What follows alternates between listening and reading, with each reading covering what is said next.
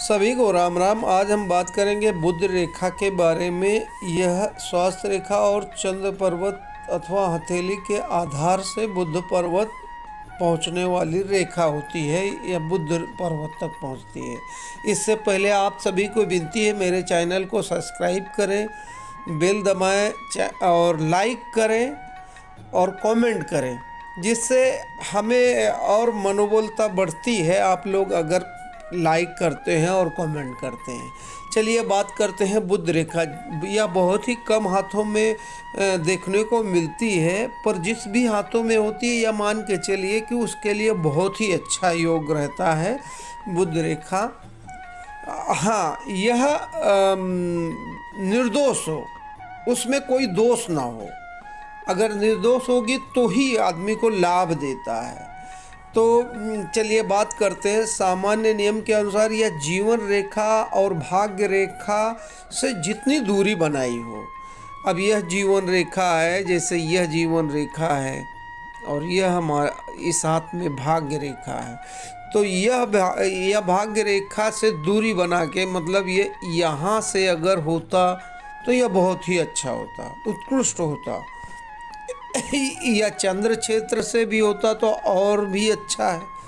तो यह जितना निर्दोष होगा तो जिस व्यक्ति का हाथ में होगा, यह मान के चलिए उस व्यक्ति का स्वास्थ्य अच्छा होगा और वह व्यक्ति बुद्धिमान होगा और वह व्यापार में बहुत ही अच्छा फल प्राप्त करेगा। व्यापार में फल प्राप्त करने के देखिए, हर एक रेखाओं का अपना अपना अलग अलग गुण रहता है। हर एक रेखाएं जिस भी व्यक्ति के हाथ में है, अगर अच्छी रेखाएं हैं, निर्दोष हैं, गाढ़ी हैं, तो यह मान के चलिए वह व्यक्ति को फल देगी।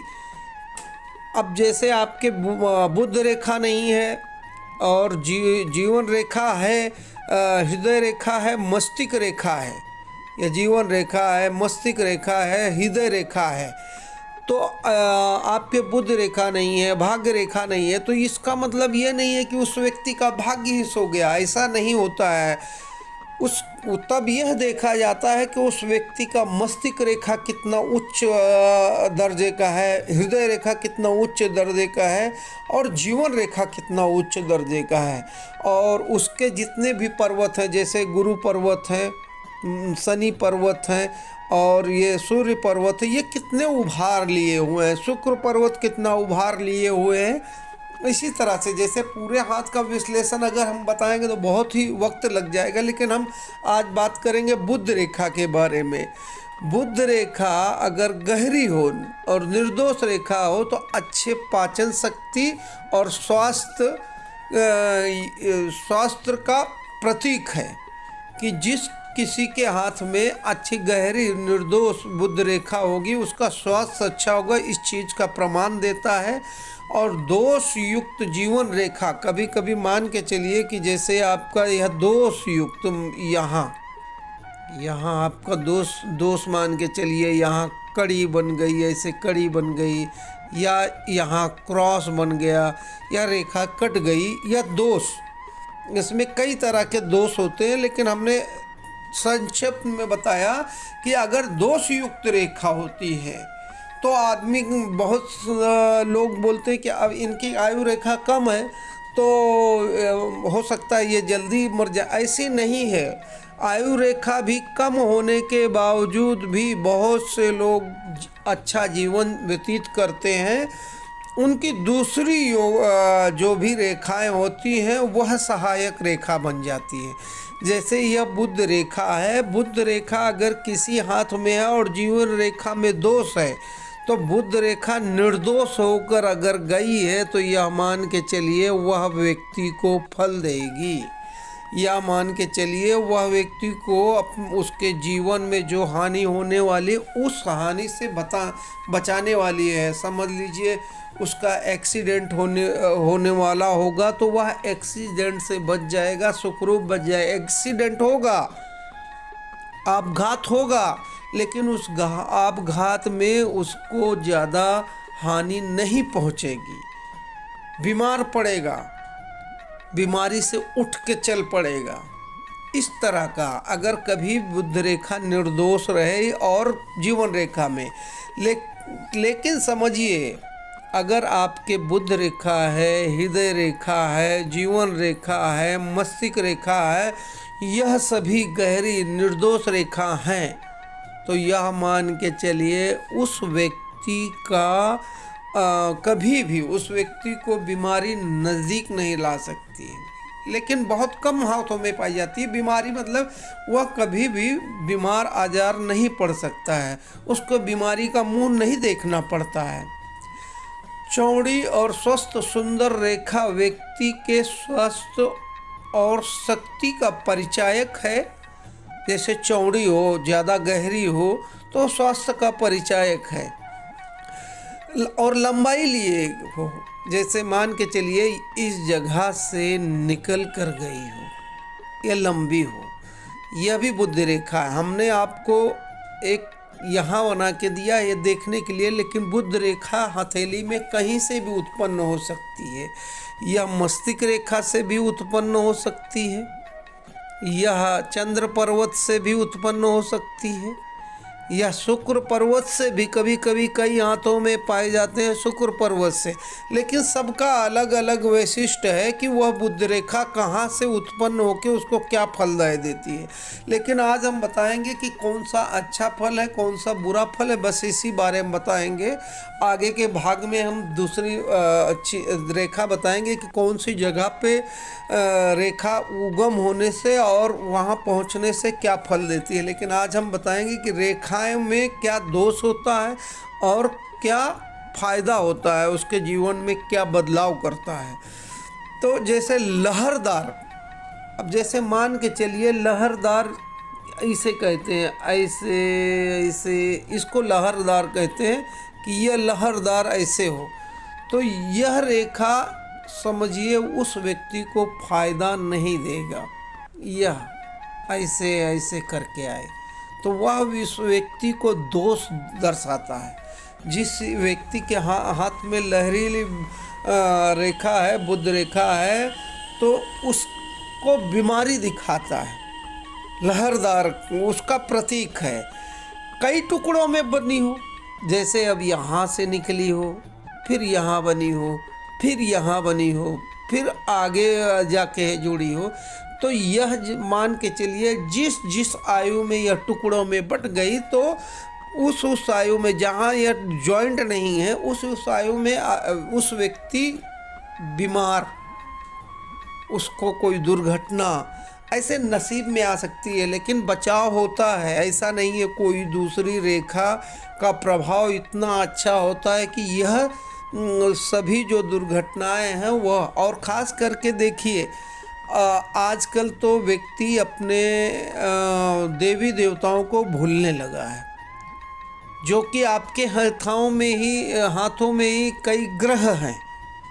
जैसे गुरु पर्वत है तो गुरु ग्रह है, शनि पर्वत है, शनि ग्रह है, और इसी तरह के सब ग्रह हैं।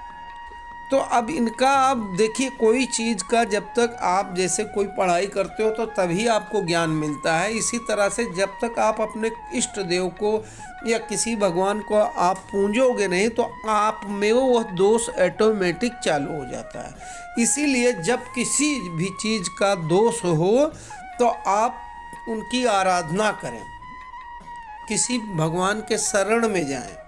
जिस भी भगवान को मानते हैं, जिस भी धर्म में मानते हैं, उनकी शरण में जाएं, आपकी विपदा हर लेंगे।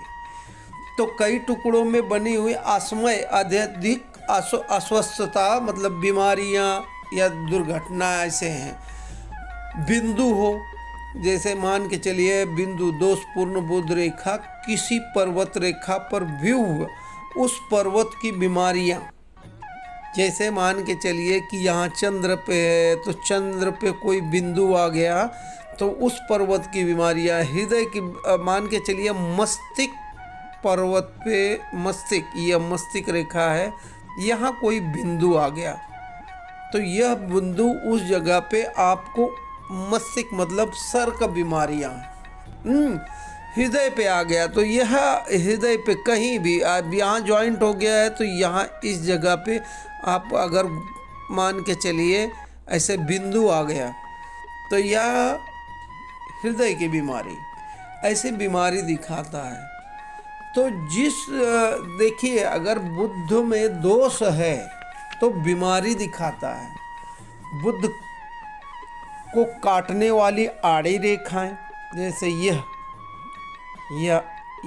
ऐसे काटे, मेन रेखाएं नहीं, जैसे हृदय रेखा और मस्तिष्क रेखा, यह रेखा नहीं, ये तो वो तो देखो प्राकृतिक चीज़ है, वो तो बनेगी ही, लेकिन कोई दूसरी रेखा आकर काट दे, आड़ी रेखा उसको कहते हैं। वह रेखा आड़ी रेखा के अनुसार अस्वस्थ प्रतीक होता है, मतलब वो आदमी उस समय भी बीमार पड़ जा सकता है। यह आपको दोष के बारे में बताए। रेखा में दीप जैसे यह मान के चलिए, यह देखिए, यह दीप है। यह दीप अगर आपके इस जगह पे रेखा में हो, इस रेखा में हो, इस जगह पे दीप हो, तो जिस आयु में दीप होगा उस आयु में जिस आयु में दीप होगा उस आयु में स्वास्थ्य का गिरावट का चिन्ह है। बुध रेखा में ऊपर की ओर जाती हुई प्रशाखाएं उस काल में व्यक्ति को अच्छे स्वास्थ्य का, जैसे अब यह आपका ऊपर की तरफ जो भी रेखाएं जाती हैं उस काल में, मतलब कहने का अर्थ है कि अब देखिए, हर एक रेखाओं की एक गणना होती है कि उस रेखाओं की कितनी आयु है, तो उस आयु के अनुसार, जैसे बुध रेखा है तो वह बचपन से है, जीवन रेखा है बचपन से, मस्तिष्क रेखा बचपन से, लेकिन अब जो भाग्य रेखा है, सूर्य रेखा है, वह बचपन के अलावा कहीं, बचपन से अगर होता है किसी के तो वह भौतिक सुविधाएं बहुत उसको लाभदायक होती है। तो वह जिस, मान के चलिए यह रेखा जिस अवस्था में, जिस आयु में अगर यह दीप का चिन्ह होगा तो जिस व्यक्ति के हाथ में उस व्यक्ति को स्वास्थ्य में गिरावट होता है। बुध रेखा में से ऊपर की ओर जाती हुई रेखा, यह जो भी है, यह जितनी भी रेखाएं ऊपर की तरफ जा रही हैं, चाहे इधर की तरफ जा रही हों, बुध रेखा से जुड़ते हुए जो भी रेखाएं जा रही हैं, यह उस व्यक्ति को लाभ दर्शाती हैं। यह उस व्यक्ति, जिस व्यक्ति के हाथों में यह रेखा अगर बनी है और ऊपर की तरफ जा रही हैं, तो यह मान के चलिए बुध पर्वत की तरफ जा रही हैं, तो जिस आयु के समय यह रेखा जाएगी उस आयु में वह व्यक्ति प्रोग्रेस करेगा, बिजनेस करेगा, बिजनेस में हमेशा उसे हर बार उपलब्धि मिलती रहेगी, हर बार बहुत ही फायदा होते रहेगा। तो यह जब भी ऊपर की तरफ जाएगी तो आपको आपके जीवन में लाभ ही देगा।